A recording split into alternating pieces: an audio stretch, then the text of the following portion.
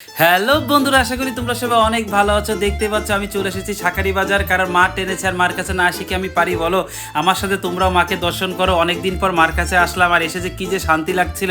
বাবা ভোলানাথকে দর্শন করলাম, এরপরে মা কালীকে দর্শন করলাম, অনেক ভালো লাগছিল। আসলে অনেক দিন ধরে মন চাচ্ছিল আসবো আসবো করে, কিন্তু আসলে আশাই হচ্ছিল না। আমার সাথে তোমরাও মাকে দর্শন করো। কিছুক্ষণ মারে এনে বসলাম, বসার পরে আমার আরেকটা কাজ আছে, সেখানে আবার যাব। সত্যি কথা বলতে মাকে দর্শন করে আজকে সকালটা আমার খুবই ভালো কাটলো। তোমাদের কেমন লাগলো অবশ্যই বন্ধুরা জানিও। তারপরে গুলিস্তান থেকে একটা মোটরসাইকেল রিজার্ভ করলাম, কারণ এই সিএনজি নিয়ে ঘুরতে গেলে অনেক সময় লাগবে, কারণ অনেক জ্যামজট থাকে। তারপরে চলে আসি আমি ধানমন্ডি 15-তে, যে বিক্রমপুর মিষ্টান্ন ভাণ্ডারে আমার ভাই জব করে। অনেক দিন পরে বিক্রমপুর মিষ্টান্ন ভাণ্ডারে আসলাম। আসলে বিক্রমপুর মিষ্টান্ন ভাণ্ডারে দই, মিষ্টি, রসমালাই, সন্দেশ সব কিছুই অনেক বেস্ট, ঢাকা শহরের বেস্ট।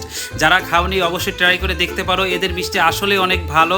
ওই যে দেখতে পাচ্ছ আমার ছোট ভাই আকাশ বসে আছে, ওর সাথে কিছুক্ষণ সময় কাটালাম। তারপরে আমি এখান থেকে আবার যাবো আজিমপুর কবরস্থানের 1 নম্বর গেটে আরেকটি বিক্রমপুর মিষ্টান্ন ভাণ্ডারে আমার ছোট ভাই সাব্বির জব করে। সবার সাথে দেখা টাকা করলাম, আর আসলে সবসময় তো আর আসা হয় না, তাই আসলাম বলে সবার সাথে দেখা করে গেলাম। তাহলে ভালো থেকো বন্ধুরা, টাটা।